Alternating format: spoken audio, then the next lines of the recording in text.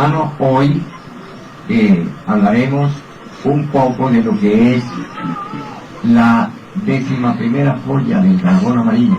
Ya se ha hablado parte de eso, pero es necesario que nosotros comprendamos que la enseñanza de ese calibre pues no es para la mente humana, eso es para la conciencia, y la conciencia pues no todas las veces está lo suficientemente expresada en una persona que por razones de diferentes motivos esté desubicada o no tenga esa captación. Por eso todo esto que estamos viendo nos hace pensar que es necesario ampliar los salones de estudios donde se reúne toda esta cantidad personal, porque uno tiene que estar lo suficientemente cómodo. El maestro dice, para meditar, siéntese en un sillón cómodo. Hasta en eso el maestro puede estar allí. Uno no puede meditar por ahí donde el cuerpo no esté lo suficientemente cómodo, porque no puede haber esa integración con su parte interna. Está mal bien. Vuelta a matar.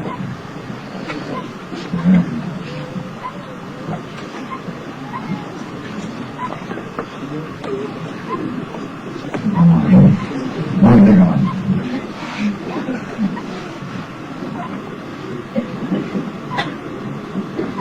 Aquí, por lo menos deben haber unos 20 médicos. Bien, médicos de universidad que se hicieron allá, porque aquí hay un médico nato que parió la naturaleza así, Estados Unidos y otros. ¿Han visto ustedes que una persona que tenga azúcar, que baje el azúcar tomando agua con panela? ¿Qué me dice un médico por ahí? ¿Dónde trabajan? No trabajan. Ya. Ya se lo ríen.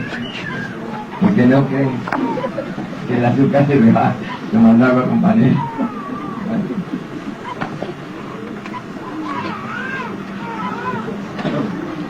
El tiempo se encargará de darle la razón a que la tenga. Muy bonito lo que está haciendo la madre, pero no es así. Fundamento en el trabajo con la madre. Por eso, hasta en esos detalles se hace una correlación de lo que son también los arcanos. Esa enseñanza tiene que ver con esto de la serpiente blanca y la serpiente negra. Con la serpiente de bronce que sanaba a los israelitas y la serpiente tentadora de Belén. El pueblo gnóstico debemos de comprender que antes que nosotros intentar levantar el Cristo en nosotros, hay que levantar a la Divina Madre. Entonces, siempre celebramos con mucho regocijo todos los eventos, todos los aspectos que tienen que ver con el drama crístico, pero no así uno se detiene a comprender, a conocer y a comprender el trabajo que tiene que hacer la Divina Madre para que ella nos prepare para el acontecimiento cósmico de nuestra Navidad interior. Así como el Cristo necesita tener sus fundamentos para el ascenso espiritual de la obra de Él, la Divina Madre pues necesita que nosotros preparemos nuestros sentidos, nuestra mente, para que ella se levante en nosotros. El maestro Samael dice que la Madre Kundalini está en el coxis, enroscada 3 veces y medio, que a través de la práctica del gran arcano ella despierta y empieza el ascenso. Nosotros necesitamos una serie de aspectos, así como hablábamos ayer con los 12 apóstoles. La Madre Kundalini inclusive dejó 8 mandamientos esenciales que nosotros los debemos de conocer y practicarlos para que ella pueda tener un desarrollo despierte, empiece su viaje a través de la fórmula final y pueda darnos eso que se conoce como el nacimiento. El nacimiento no consiste en la cristificación, en el nacimiento y crecimiento hasta hacerse el hombre de Cristo, sino en el proceso que tiene que vivir la madre. Si nosotros vemos esta esfera que ha pintado aquí Gamaliel, esa esfera es un mundo, esa esfera es la novena esfera, pero la novena esfera la hemos visto, ya decíamos en el Congreso, que la hemos visto como el trabajo con el sexo, pero no es así, no es así. La novena esfera tiene que ver con ministry,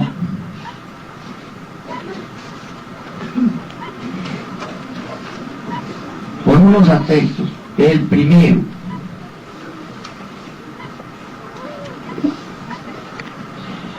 a nosotros hacer un trabajo consciente, bien hecho, en la novena esfera, debemos de tener un conocimiento objetivo. Primer aspecto, que eso se conoce por ahí. ¿Qué hemos venido a hacer nosotros acá? Háblanos, aquí, a salvar. Alguien en una ocasión hace muchos años me decía, mira, yo me metí a la noche para no perderme porque era que en la calle tenía muchas tentaciones. Es decir, se ve la noche en ocasiones como la cuevita aquella que encuentra oportunamente el ratón cuando anda en huida del gato. Llega y se mete ahí. ¿Pero a qué se mete? Ahí se puede estar un día, 2 días, pero si el gato tiene sapiencia, también se está 2 días esperando que vuelva y salga. Y siempre se lo come. Entonces nosotros debemos de pensar que aquí a la noche digamos, esto no es un refugio. Esto no es un refugio para salvarnos de determinado evento y continuar nosotros siendo como somos. Aquí hemos venido nosotros a producir un cambio radical en nuestra vida. Aquí hemos venido nosotros a despertar. Aquí hemos venido nosotros a cambiar. Y si no, ¿para qué? Si es que la vida no tiene sentido, la vida no tiene sentido, no tiene inclusive ni razón de ser. ¿O quién me dice lo contrario? ¿Quién me dice que la vida tiene un objetivo pero cuál es? Alguno que me quiera contradecir por algo es a que me muestre si la vida tiene razón, si vale la pena vivir, ¿para qué nosotros estamos aquí? ¿Verdad que es incomprensible eso? Alguien por ahí. Bueno, ¿quién me dice que si la vida tiene razón de ser? Que vale la pena vivir, ¿para qué? ¿Pero cuándo? ¿Cuándo? ¿Ah? Oh, usted tiene razón, pero no me convence, eso no tiene sentido. Pero ¿para qué aprende uno? Si al fin y al cabo lo agarra la involución y no se le olvida todo. Uno aprende un poco de cosas y muere y después nace al otro día no por todo lo que había hecho. Esto no tiene valor, no vale la pena. Maestro, pero es que si en la vida no podemos hacer el trabajo de realización ante Dios o llegar nuevamente a Dios, a donde debemos estar.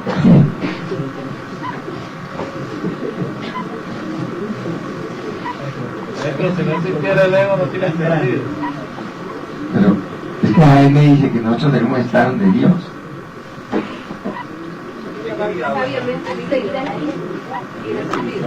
¿Cómo?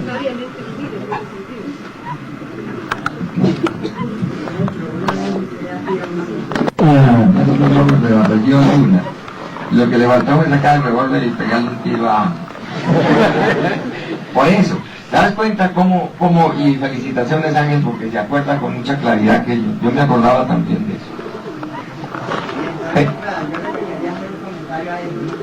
Después, usted me dijo que después que ya salió el profesor y el estudiante. Yo le dije, y el estudiante porque no tenemos ningún compromiso. Pero más adelante, después de todas estas cosas, yo me di cuenta que la vida necesita gente útil. Y entonces empecé por hacer competencia en transporte. Entonces yo veo que sí hay una razón de ser cuando uno se dedica a algo. La vida, la humanidad necesita ser útil. Si no tuviera, por ejemplo, maestros como usted en este momento, no había este poconón de gente aquí recibiendo una enseñanza, recibiendo una sabiduría. Entonces sí hay una razón de ser.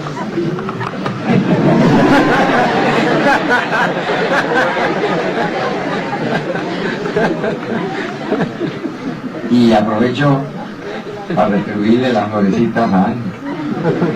Ángel ha sido una persona que, y lo he dicho, se lo he dicho a los hermanos, que yo lo admiro mucho, porque el cambio que ha dado Ángel es terrible. Ahora ya es el profesor no sé qué, allá, tiene más títulos que pelo blanco en esa cabeza.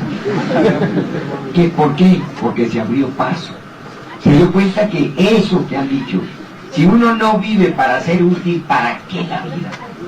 Preguntémosle nosotros a 5.000 bañistas que habrán en este momento en La Guaira o en Higuerote. ¿Para qué? ¿Qué están haciendo? Pues disfrutando de la playa. Pero se habrán dado cuenta del papel ridículo que están haciendo en un día festivo. Dicen a disfrutar donde se están bañando con el SIDA que está dejando el resto de compañeros en la playa. Identificados con toda la alegría, esa alegría emocional, instintiva y brutal que la gente tiene. Uno tiene que buscar a ser útil en la vida. Eso también me pasó a mí. Yo fui una persona que pasé por las 1001 escuelas. Yo fui la persona que llegué a pensar que lo único que podía hacer en el mundo era terciarme un fusil y irme y hacer de cuanta cosa. Perdónenme ustedes. Pero por eso estoy diciendo, y con esa solvencia moral, es que yo digo, ¿para qué la vida? Si yo hubiera seguido en ese plan, ¿para qué? Era mejor que me hubieran pegado un tiro y me hubieran sacado de pasar trabajo por ahí.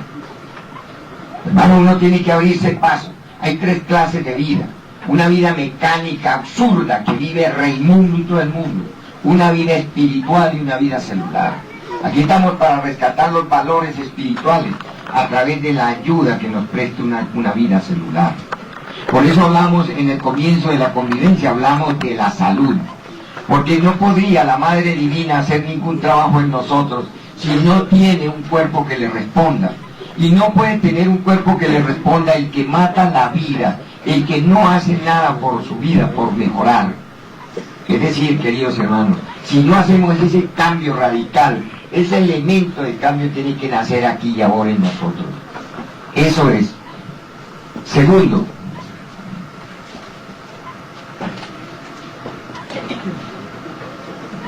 ¿cuál va a ser el propósito que vamos a tener a partir de ahora?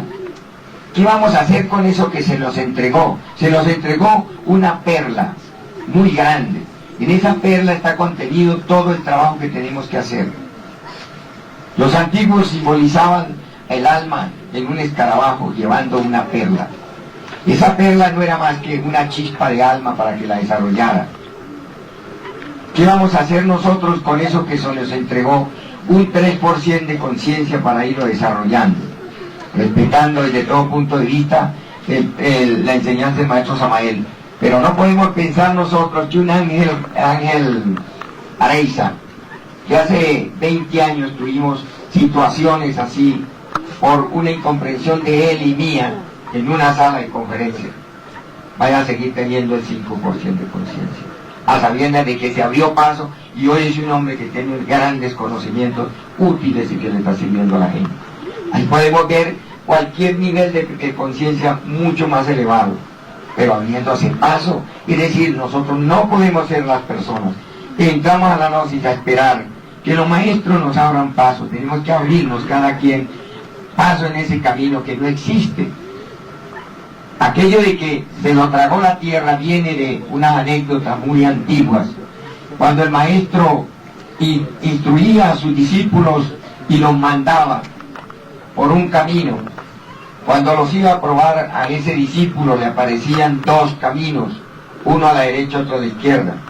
Siempre el maestro iba adelante, pero como él sabía manejar sabiamente las leyes de la naturaleza, al llegar a la Y de los dos caminos. Se abría la tierra y se lo comía. Y el maestro pasaba a otra dimensión y el discípulo no se daba cuenta. ¿Qué se había hecho el maestro? Miraba el camino de la derecha, miraba el camino de la izquierda, y al fin se definía por cualquiera de los dos. Y solo los discípulos sabios seguían andando por un lugar donde no existía el camino, sino el que iba siempre a través de cada paso que daba. Allí quedó, se lo tragó la tierra, porque desaparecía. Hay que andar, leer donde el maestro no escribe, y andar donde el maestro no ha hecho camino. Porque el maestro hizo el suyo, pero no el del discípulo. Entonces todos los hermanos tenemos que darnos cuenta que la enseñanza se nos da, es para que nosotros tengamos una claridad en lo que tenemos que hacer, pero tenemos que hacer nuestro camino. Y no depender de lo que el maestro hace, de lo que la logia blanca hace, a través de la enseñanza que da, porque cada quien tiene que hacerse su propio camino. El segundo aspecto de esto es, ¿cuál va a ser el fundamento que nosotros vamos a utilizar a partir de ahora? El elemento de cambio. ¿Cuál es el elemento de cambio que nosotros vamos a hacer? Ese elemento de cambio tiene una explicación. La gnosis tiene cábala, la gnosis tiene medicina, la gnosis tiene astrología, la gnosis tiene la ciencia de la meditación, la gnosis tiene una cantidad de elementos que algunos dirán, a mí no me gusta la cábala, como decíamos ayer, otros dirán, a mí no me gusta la medicina. Pero resulta que el hombre o la mujer que se va levantando encarna por razones naturales, encarna todos esos conocimientos. No se hará un médico de médico, pero aprende a curar, que es lo importante. No se hará un poeta, pero se inspira y el ser le da sus poemas para cantarle a la vida. Es decir, va teniendo todo, porque todo se conjuga en aquello que la gnosis es la madre. Entonces, ¿qué vamos a hacer nosotros? Estamos por Dharma, porque ¿qué sería nosotros en estos momentos, la humanidad evolucionando y nosotros sin cuerpo físico? Estamos por un Dharma. ¿Pero qué vamos a hacer con ese Dharma? ¿Nos echamos al bolsillo? Por tener el Dharma de tener un cuerpo físico que nos sirve, que nos hablamos, vemos, oímos, andamos, es decir, tenemos todos esos atributos que la naturaleza nos ha dado. ¿Vamos a seguir embarrándola con ese Dharma que tenemos? Estamos por un karma, claro que sí. ¿Qué vamos a hacer con ese karma? Esperar que nos incineren allí, y que no van a incinerar un cuerpo físico, sino prácticamente todo lo que somos, para convertirnos en una chispa de las que se escapan allí por el viento, que llega a las llamas y estamos viendo. ¿Qué vamos a hacer con ese karma?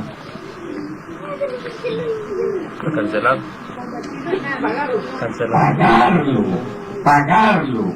Y para pagar el karma que debemos, ¿qué tenemos que hacer? Haz buenas obras para que pagues tus deudas.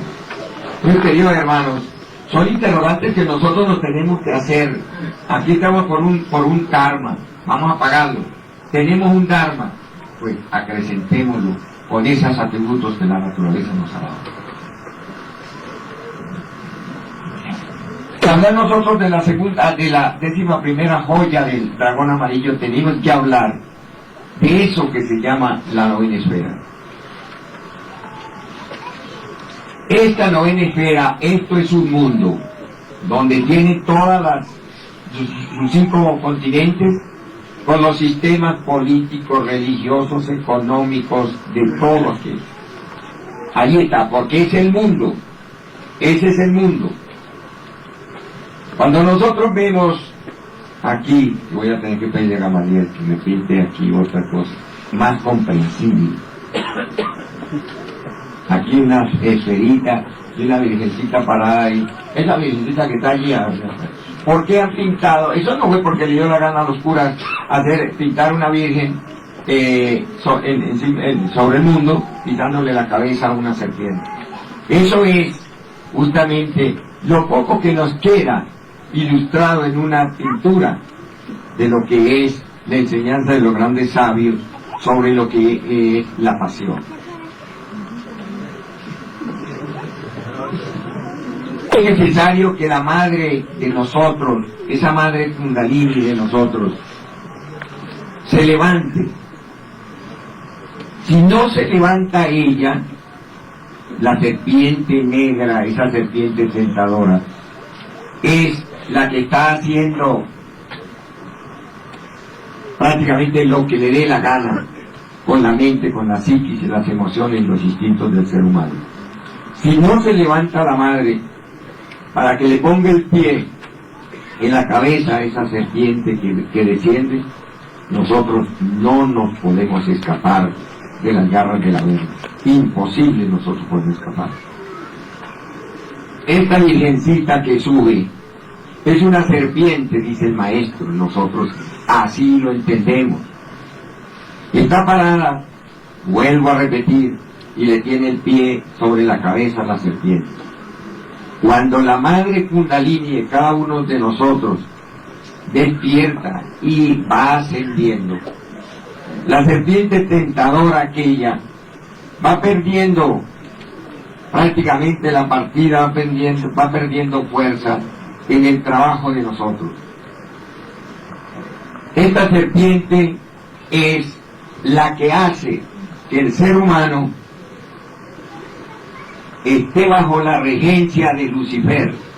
Esa serpiente tentadora no es otra cosa que la fuerza luciférica representando a la madre Proserpina, aquella que nos lleva, es un aspecto de la madre, pero lamentablemente ya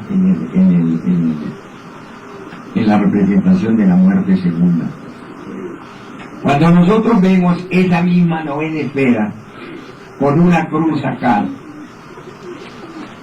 eso indica el camino del pueblo, el camino de una persona que se está escapando de las garras de esa novena esfera, de las garras de Lucifer, de las garras de aquella serpiente tentadora de Lelé que otrora nos hizo caer. ¿Cuál fue esa serpiente tentadora? La sagacidad, la astucia, la ligereza que tuvo Lucifer. Si nosotros vemos que este planeta, que esto es el planeta, y encontramos a Raimundo y todo el mundo fornicando, aquí está el hombre caído. Cuando se ve a la humanidad en el estado en que está, todo el mundo que está fornicando está con la cabeza hacia abajo. De esto depende el hecho de que nosotros tengamos la cabeza hacia arriba, no indica que internamente así andemos, que espiritualmente estamos con la cabeza hacia abajo.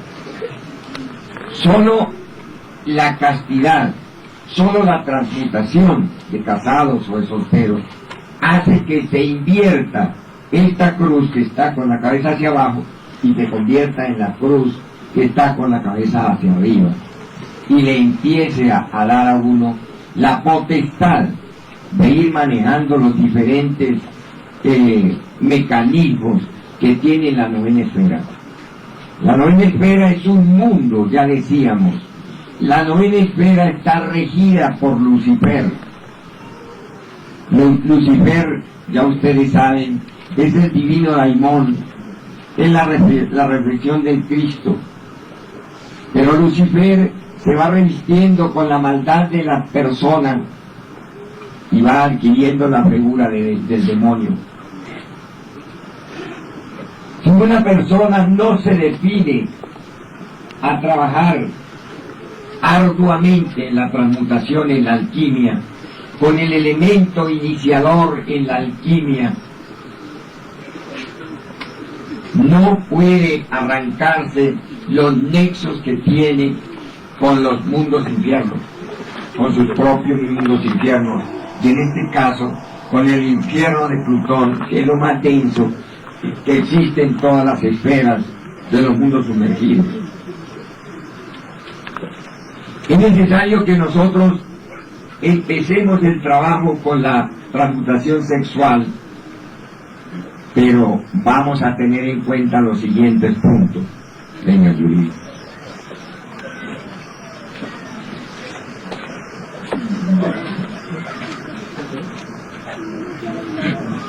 Primero, muchos me han oído hablar parte de esto. Hay que cambiar la forma de sentir.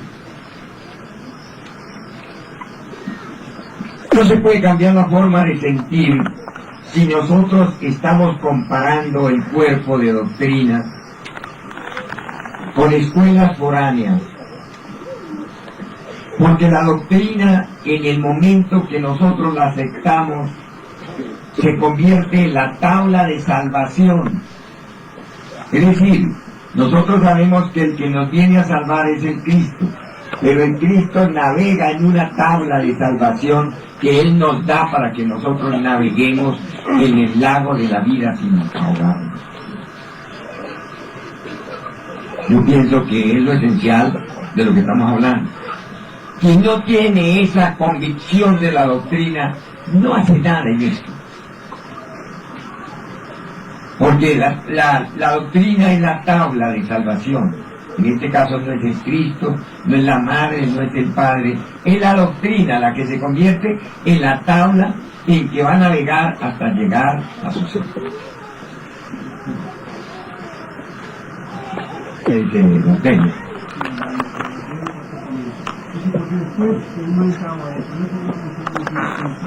Nosotros decimos, el maestro nos dio el arcano en la tabla de salvación, pero no es así. Porque el arcano es una parte de la doctrina, no es en sí la doctrina. La doctrina de Cristo se fundamenta en el amor. Desdoblada, es decir, los 10 mandamientos se desdoblan en uno, amados los unos a los otros. Y esos amados los unos a los otros se desdoblan nuevamente en los 3 factores de la revolución de la conciencia. Es decir, fíjense cómo el Cristo sintetizó 10 en 1 y el maestro desdobló ese 1 en 3. Nosotros no podemos decir que el arcano es la tabla de salvación, porque eso estaría mal. Salían sobrando entonces los otros. ¿Y en qué se fundamenta la doctrina? ¿Cuál es el fundamento de la doctrina gnóstica? Vamos a decir, ¿qué busca la doctrina gnóstica? Rescatar el alma de una persona. El rescate del alma es una tabla de salvación. Porque nosotros navegamos dentro del lago de la vida. Como la vida está convulsionada por los diferentes eventos, esos son los torbellinos, los ciclones, que se forman en nuestros propios océanos y nos hacen hundir. Tenemos que aceptar la doctrina, hermanos, la doctrina en sí, y nunca cometer la brutalidad de comparar la doctrina que nos está salvando y la comparar con la doctrina del vecino. Porque eso sería tanto como dudar, y el que duda en un momento dado, fracasa.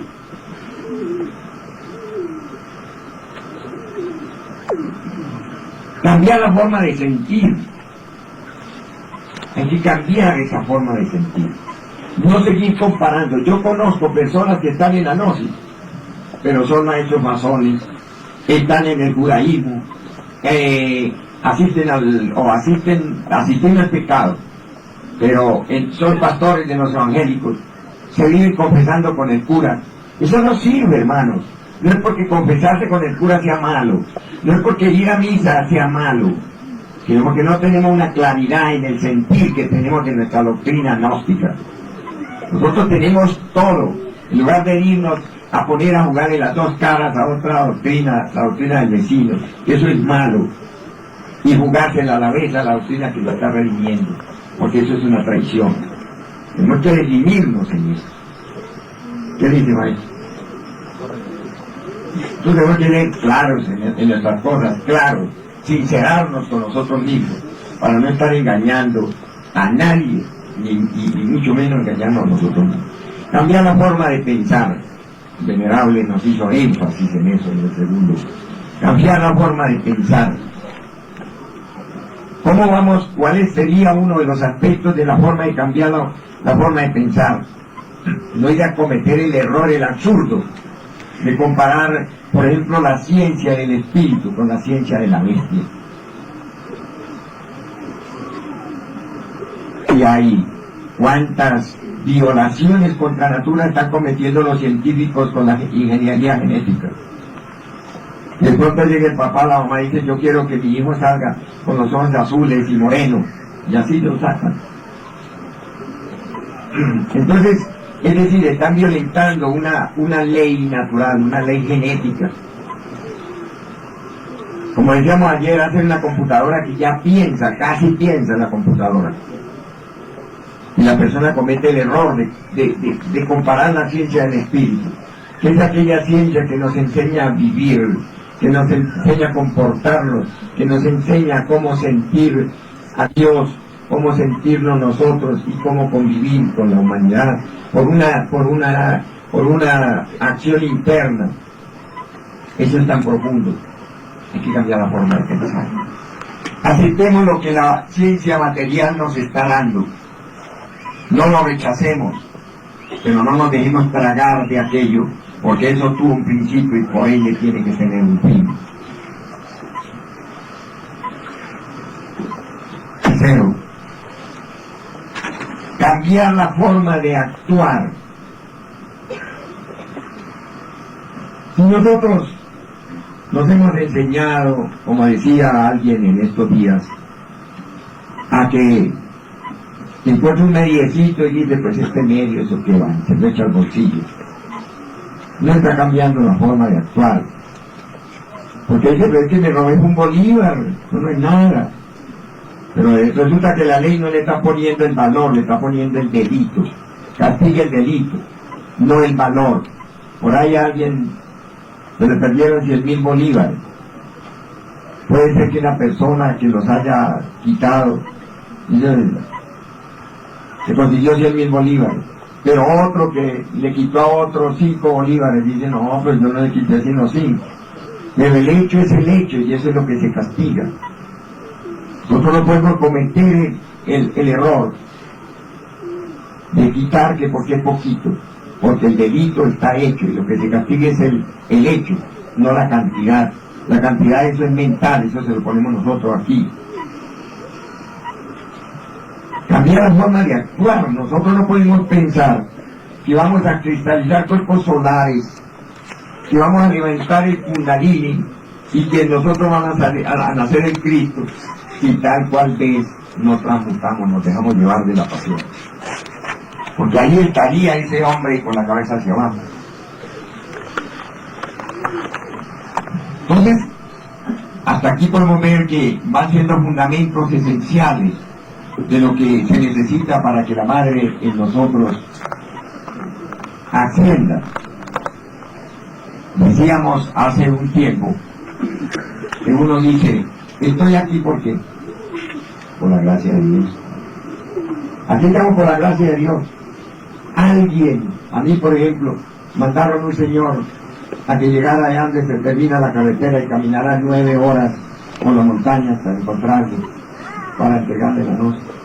Eso no fue porque yo quise ser gnóstico, sino porque Dios puso en mi camino una persona que me llevó la enseñanza y a buena hora mi mona interna me hizo dar ese sentir hacia la doctrina y la acepté y aquí estoy.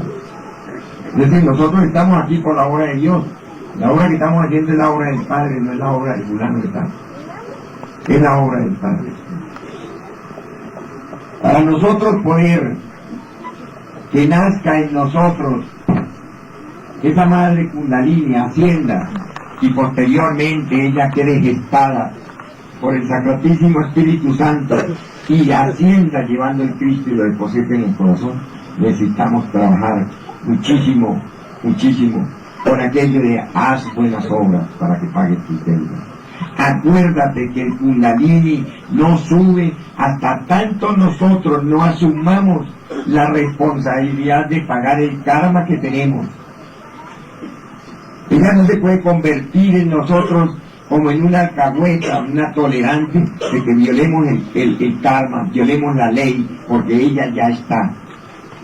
Ella antes que empezar el camino del ascenso, tiene que presentarse ante el tribunal de la ley y decirle, tú lo perdonas. Yo voy a dar a conocer hoy algunas cosas que solo un pueblo de de séptima cámara se le entrega, pero ¿qué hacemos? El afán que hay de entregarle a los hermanos. Yo conozco personas, aquí tenemos, ¿cuántos años tiene esta? No sé, pero tiene 7 años, bueno. Hemos conocido personas que antes de los 3 años que se necesitan para ser miembro de una tercera cámara, ya están dando unos frutos extraordinarios. Entonces, no podemos nosotros medir por el tiempo, sino que cada quien se capacite. Hay que entregarle la enseñanza a la gente. No tenemos tiempo de someter a una cronología, una mónada que viene a hacer una obra. Bueno, cuando la madre, cuando el estudiante ha pasado la prueba del guardián del umbral, ha pasado la prueba de tierra, de agua, de aire y del fuego, esa persona queda apto para empezar a cristalizar dentro de sí, ahí en ese proceso de esas iniciaciones, de esas pruebas, está haciendo las iniciaciones de misterios menores. Cuando ya viene ese estudiante a estar preparado para misterios mayores, que eso hay muchísimos en la gnosis, entonces la Divina Madre ella se tiene que presentar ante los tribunales del karma y abogar por el hijo. Pero lamentablemente está abogando por un hijo que no la ha levantado a ella todavía. Únicamente, es decir, es un prospecto, pero no se puede calificar todavía. No es todavía un humano. Por eso es que dice la misa: ayúdanos a recibir la luz, tú que ahora nos has llamado a ser fieles. Y en otra parte dice algo así que nos hace merecedores de el bautismo de la sabiduría. Ajá. Entonces la madre se presenta en el tribunal y a ella le preguntan, a ella le hacen 3 preguntas. Respondes por él. Y ella dirá, sí. ¿Lo perdonaste? Sí. Entonces ella entra a negociar el karma de nosotros ante la ley. Es decir, hermanos, miren, si en este momento nosotros nos ubicamos bien, ¿verdad que se le ganan las lágrimas a uno de saber todo lo que ella tiene que hacer para darnos la oportunidad de que nosotros realicemos una obra? Primero, ¿lo perdonaste? Si ella dice que sí, entonces ya ella asume la responsabilidad ante la ley. Si esto se sucede, entonces la persona, desde luego, eso está en concordancia con la voluntad, la disciplina que la persona tiene. Entonces ella empieza a ascender.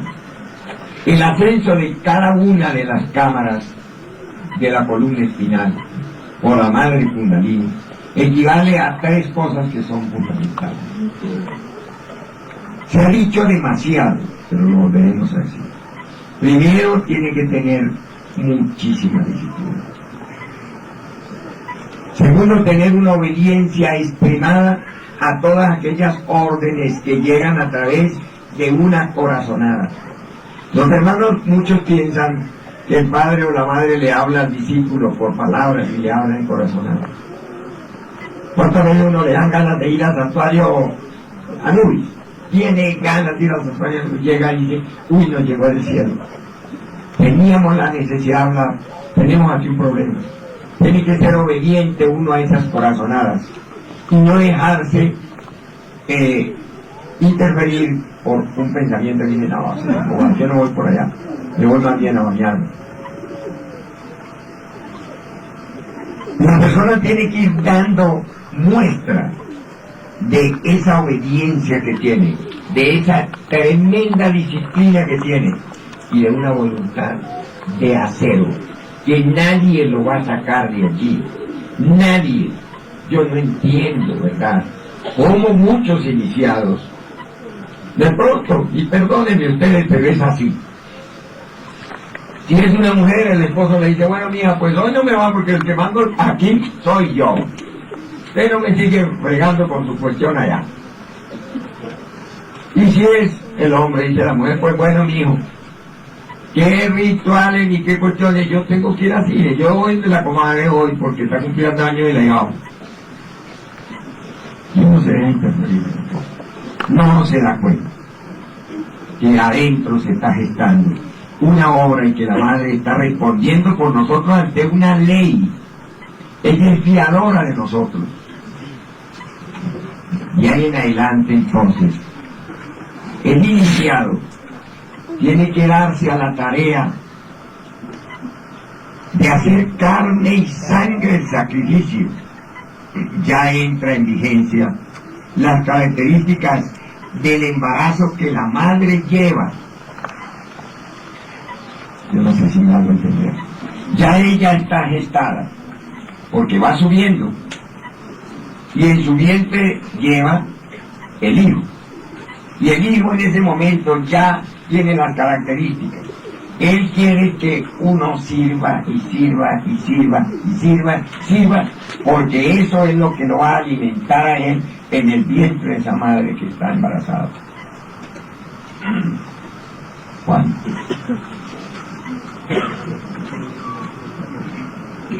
Ella en ese momento está gestada. Cada que llega a una cámara de la columna, va a encontrar los obstáculos que le caracterizan a esa cámara. Esto ya está relacionado en otro aspecto con los 33 grados de la masonería. Esa madre se va a ver interferir allí. Esto es como si ella llegara aquí, entrara Gladys, no digamos aquí, para comparar, en un salón en un teatro por allá. Entra la primera dama del Departamento del Estado, y todos los que están empiezan a decirle, usted es una prostituta, una vagabunda, usted qué hace aquí, todos esos martirios lo recibe la madre Kundalini cada que asciende a una cámara de esas.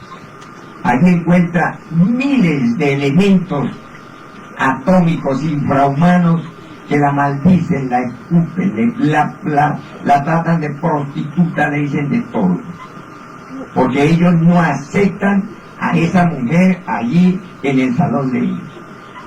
Son 33 días crucis que la madre tiene que pasar ya llevando a su hijo en el cielo.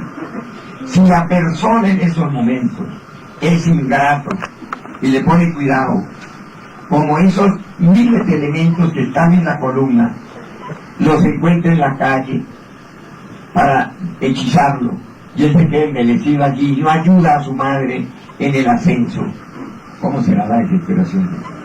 Dígame usted, si el hijo no sale a defenderla con su buen comportamiento, con su pulcritud, con mucha oración, con mucha meditación, con mucho análisis del ego, y darle en la torre, como dicen los mexicanos, a esos malvados defectos que nos salen, que son los mismos que están atacando a la madre en el paso por esos cañones. ¿Qué haría la madre? ¿Qué hace ella? Si el hijo no la defiende, ya que en su vientre lleva ese niño de oro. Reflexionemos un poco, hermanos. ¿Qué será la vida? ¿Qué dice Alfredo?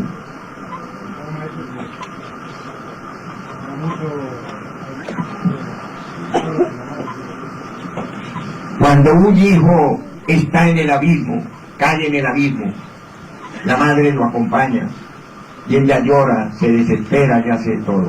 Los demonios salen y la maldicen y le dicen de todo. Y los términos que ellos usan con ella es prostituta, vagabunda, a la madre, a esa madre que lo acompaña a uno en todas las etapas de la vida. Queridos hermanos, ¿verdad que se le hacen tacos a uno en la garganta de ver la ingratitud de la humanidad con ese ser? Pero aceptemos que el que no conoce lo haga, pero estamos aquí en medio de hombres y mujeres que conocemos el mensaje, que conocemos aquello. Cuando el Cristo iba en su Via Crucis, las mujeres lo lloraban al paso, y él las miraba y les decía: no lloren por mí, lloren por ustedes y por sus hijos. Es así que dice los Sagrados Escrituras. Entonces démonos cuenta, hermanos, es el día en que nosotros debemos estar reflexivos en la misión que cumple la mujer madre. Es un momento en que nosotros analicemos y nos demos cuenta cuál va a ser la actitud que nosotros vamos a tomar frente a ese viaje tan terrible que tiene que hacer la bendita madre, llevando a su y yendo embarazada, indefensa, porque ella cuando está ascendiendo por los cañones de nuestra columna está indefensa, ella está embarazada, ella no puede defenderse, la podemos defender nosotros. Si no lo hacemos nosotros, verdaderamente la Via Crucis de ella es demasiado terrible. ¿Qué dice David?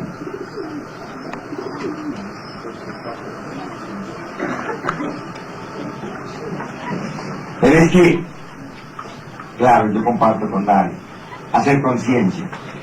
Pero, ¿hacer conciencia de qué? Nosotros no podemos tener una conciencia global del problema, sino poner conciencia a cada uno de los problemas. Porque si no, nosotros sabemos que estamos perdidos, que tenemos el ego, es conciencia generalizada. Pero sabemos que en este momento nos insultan a nosotros, y en este momento nos laceran a nosotros. Tenemos que tener conciencia del problema que nos está pasando. Hacer conciencia de eso, para nosotros no ir a sucumbir y que echemos a perder es un trabajo. Y le restemos fuerza y ayuda al proceso que la madre está viviendo en nosotros. No, tranquilo. No me vas a... Una nos dicen, en una ocasión llegó una gente, estaba el maestro con su pueblo, llegó una gente y le dijeron: maestro, su mamá y sus hermanos lo buscan. Yo le tendió la mano y dijo: ¿acaso que cuáles son mi madre y mis hermanos? Y señaló por el pueblo. Él ya era hombre, es decir, ya la madre ya cumplía su misión allí y era él el que enfrentaba. Pero como no tenemos el Cristo levantado, entonces es ella la que está llevando esa pesadísima situación de una persona que no responde a las exigencias. Ella tiene sus mandamientos. El primero, comprensión; segundo, voluntad, porque eso no es lo que le va a ayudar a ella para poderse levantar en nosotros. Es que la levantada de la madre Kundalini es más difícil que la levantada del Cristo. Es decir, porque ella parte de cero. El Cristo ya parte de una obra que ella ha hecho. Entonces, la necesidad que tenemos ahora es de nosotros colaborar con la madre nuestra, que es la que nos está llevando en los primeros pasos de nuestra vida espiritual.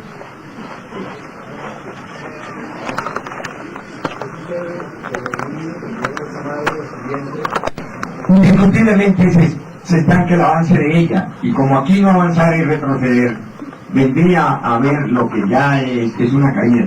Es decir, sucumbimos ante el trabajo y ese nacimiento prácticamente quedaría como si fuera un aborto.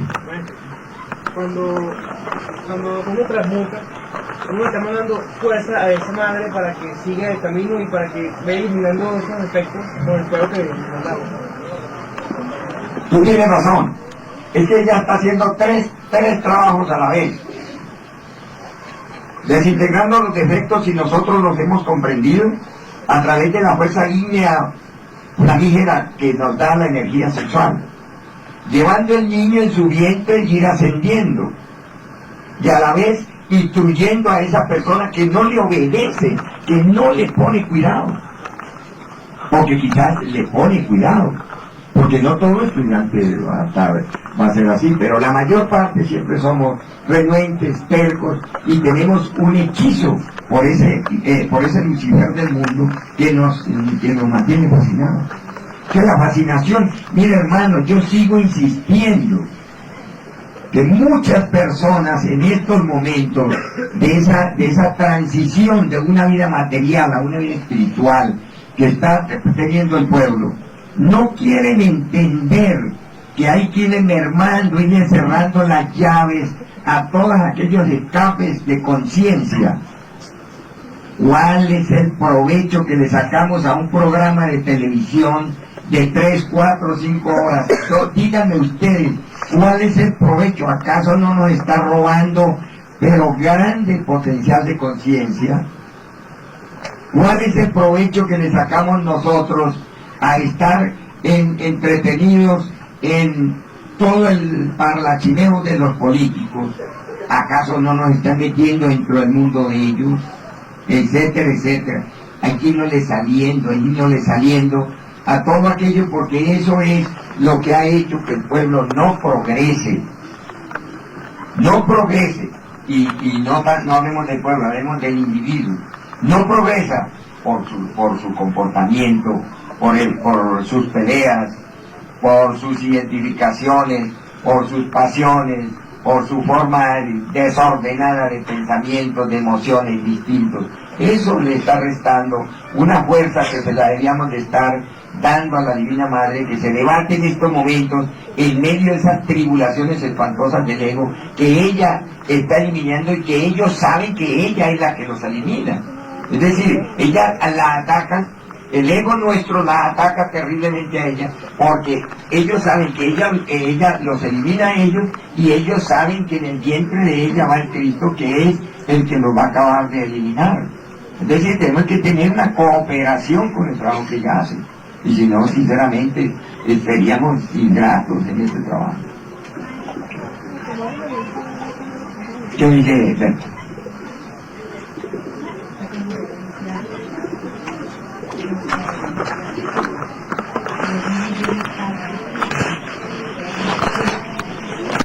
Caballero es muy analítico. Me gusta cuando Caballero sale con sus ocurrencias, porque le hace entender a uno cosas.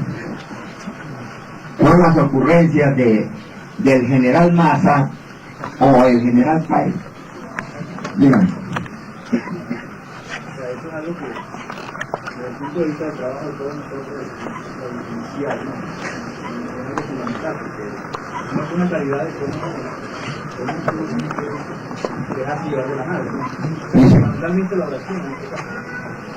Y comportamiento. El comportamiento de nosotros tiene que ser rectísimo, porque de lo contrario ella no puede vencer esas cosas. Si nosotros, por eso dije en mi oración, y digo la mía porque Dios me inspiró para hacer la oración del caminante del sendero de la vida. Si encuentro obstáculos que no sean los que yo mismo me he puesto, no hay cosa más terrible que los obstáculos que uno se pone cuando dice, es que no puedo. Es que como yo no puedo, yo voy a ver si puedo. Quizás sí. Eso es un obstáculo ya. No dice, vamos a hacerlo. Porque el Cristo dijo, tened fe como un grano de mostaza y moveré montañas. Uno dice, lo hago. Y esa fuerza, ese impulso, pues lo está recibiendo ella, y es un trabajo de equipo, llamémosle así. El maestro Samael decía en una grabación que he oído por ahí, dice, madre, si yo triunfo, tú triunfas. Si yo fracaso, tú fracasas. Pues claro, porque es un trabajo mancomunado que lo estamos haciendo los dos. Ella no fracasa porque ella no trabaje. Fracasa uno porque no tiene esa obediencia, disciplina y esa voluntad.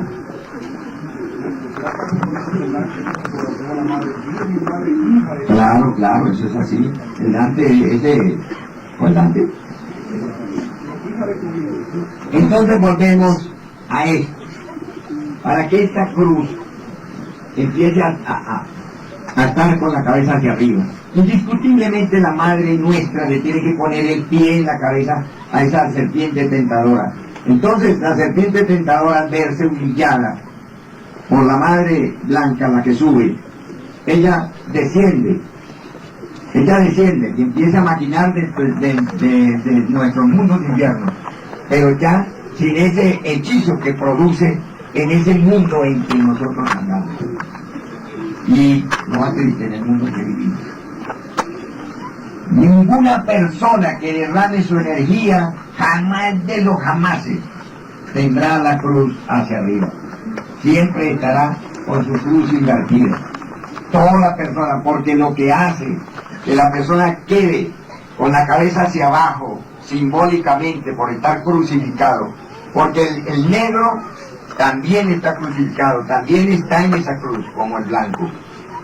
El negro también llega hasta sus propios infiernos, justamente porque se pegó a una cruz y cometió el terrible delito de derramar su energía. Para nosotros levantarnos de esa novena esfera, tenemos que jamás de los jamases volver a derramar, como dice Betlán, ni una gota de ese líquido sagrado. De lo contrario, se invierte, esa cruz se cae y queda convertido, así se pongan las túnicas blancas que se pongan, pero queda convertido en un demonio. Aquí no es cuestión de creencias, es cuestión de hechos. La madre Kundalini se debate allí en ese lugar, como ya dijimos con ese hijo. Cuando ella ya asciende por las 33 vértebras y llega a la cabeza, entonces se ve enfrentada a la Babilonia, a esa Babilonia que siempre ha sido la madre de todas las fornicaciones, la madre de todos los delitos, la madre de toda clase de aberraciones que el ser humano puede tener. Entonces, ese es un paso que hay, no conozco los nombres, doctor Barrios, de aquí de donde terminan las vértebras y siguen las cervicales. Y entra ella a la Babilonia, que es el cerebelo, lo que hablábamos ayer. Esta parte de aquí es el subconsciente, el inconsciente. Esa es la Babilonia. Allí está toda clase de aberraciones que el ser humano puede tener. Cuando ella hace su ingreso allí a ese oscurantismo tan brutal que uno tiene, la persona pasa por una cantidad de eventos tan terribles que yo los invito a que lean la página 175 de la Pictisofía, pero la roja. Puede que las otras Pictisofías también esté, pero en otra página.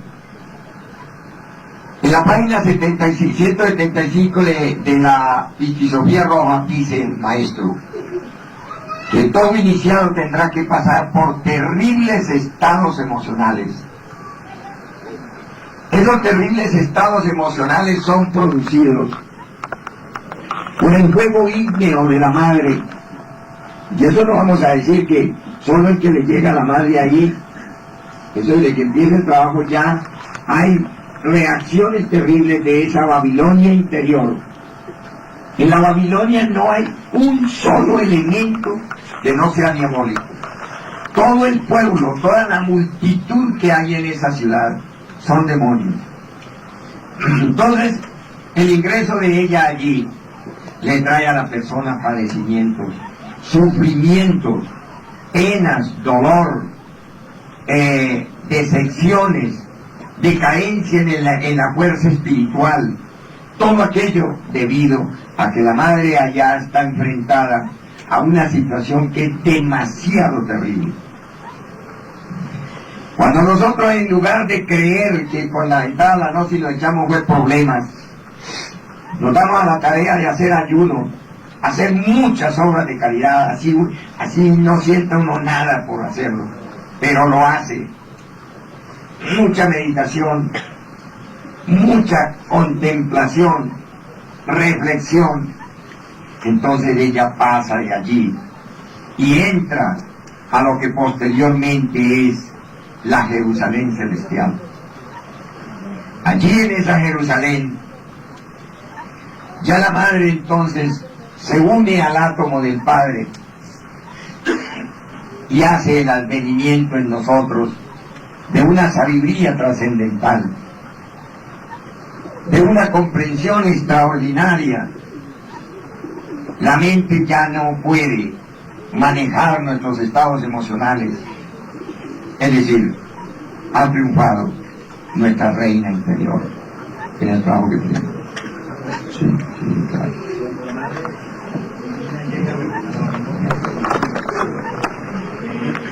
Pregunta Resulta que cuando la madre llega a la Babilonia,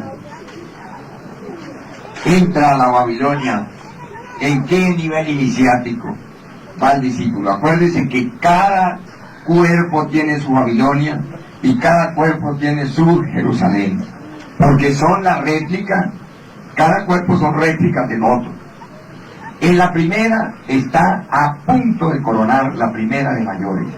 Cuando llega a la Jerusalén, ha coronado la primera de mayores. Cosas extraordinarias, hermanos. Aquí vemos por qué Jesús entró a Jerusalén en un burro.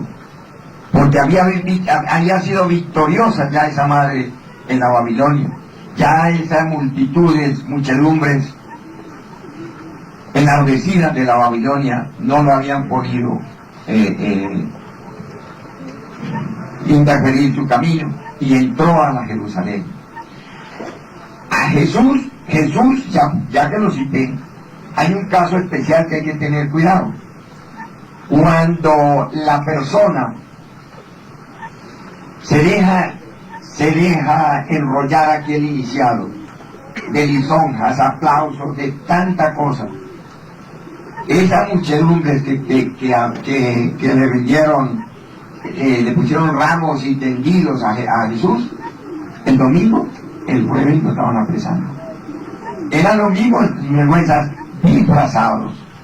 Yo no quiero decir que todo el cariño que la gente le da a uno son eso, pero acuérdense que en el drama hay que tener cuidado, que muchas virtudes se pueden convertir en un obstáculo para la entrada a esa Jerusalén del Cristo. Ahora, él lo hizo ya como Cristo hecho hombre. Estamos hablando del nacimiento del Cristo, porque la madre lo lleva en su vientre reposado. Pero está coronando una iniciación. Ha asumido el kundalini de una iniciación. Queda por ahí. Y esa Inmaculada Concepción no es otra. Es esa madre que se levanta en medio de tan extraordinarios corregidos de situación para llevar el Cristo y depositarlo en el corazón de Dios. Juan.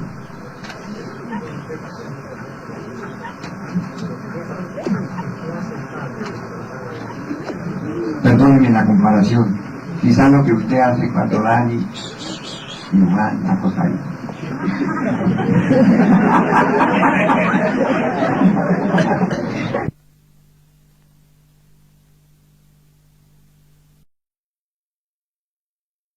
Para que levante ese hijo que el ansioso lo quiere tener a sus pies.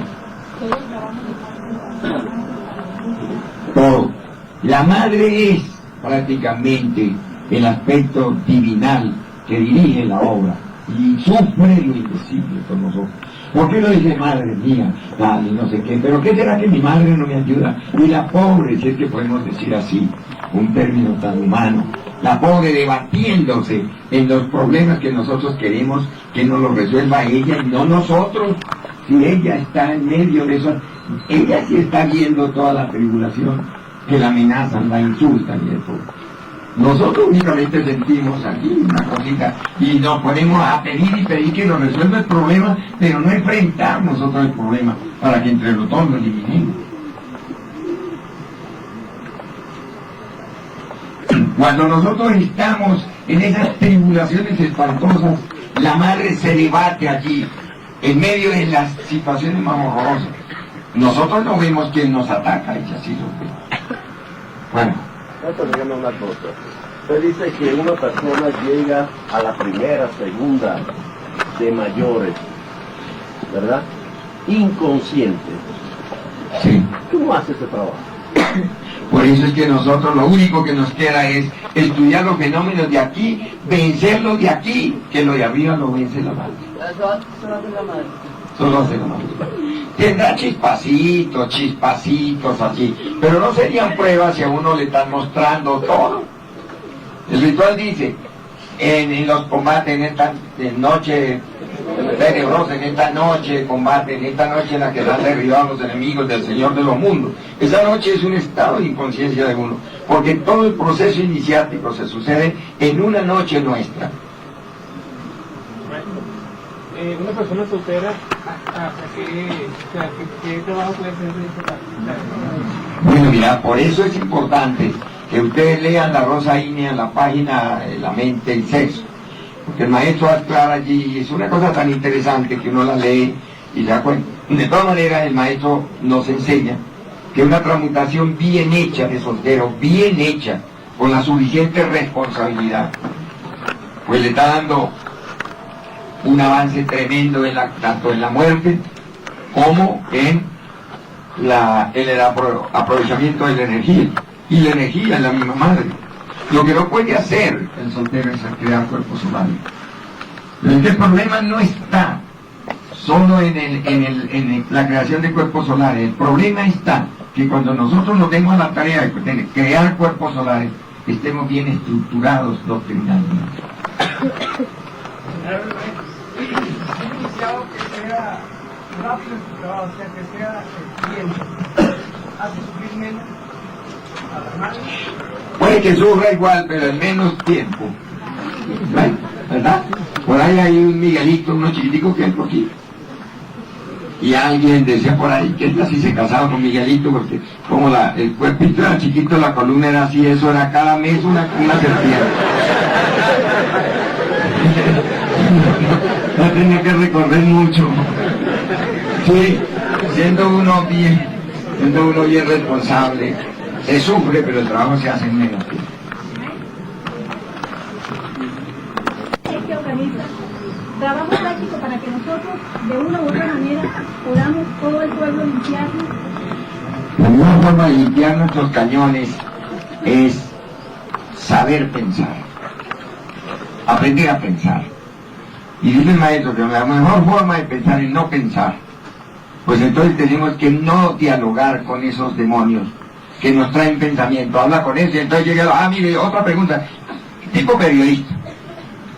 Se va el presidente y ve uno como 50 grabadores ahí. Dice, señor presidente, pero mira el otro. Pues el pobre se vuelve loco. Así somos nosotros. Un poco de demonios están pidiendo que le den la razón, discutiendo y haciendo de cuanto un desorden. Eso nos hace pensar a nosotros que la mejor forma de pensar es no pensar, lo dijo el maestro. Para no pensar tiene que no hablar con los pensamientos. Y para no hablar con los pensamientos tiene que luchar mucho por el sentido de la inspiración, luchar mucho por el estudio pormenorizado de los eventos de la vida, que así se van eliminando poco a poco los elementos pensadores. Continuamos, queridos hermanos. La novena esfera, ya hemos dicho tanto tiempo, que la novena esfera es un mundo, y ese mundo es en el que andamos, con un reflejo en el que vivimos. Si nosotros no cambiamos la forma de sentir, de pensar y de actuar, indiscutiblemente nuestro mundo no puede cambiar. A medida que el mundo vaya cambiando, esa madre que ya estamos hablando va teniendo el dominio.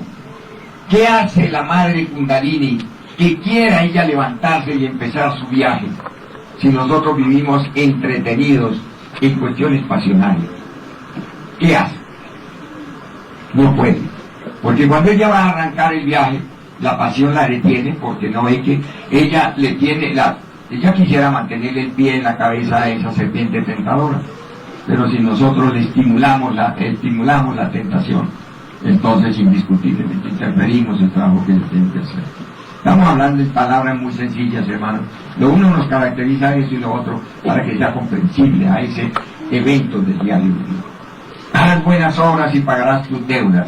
Las buenas obras es el capital cósmico que nosotros le estamos entregando a la madre para que ella lo lleve y se haga presente ante el tribunal y diga, mire, estas son las obras de mi hijo y por lo tanto pido que se le perdone.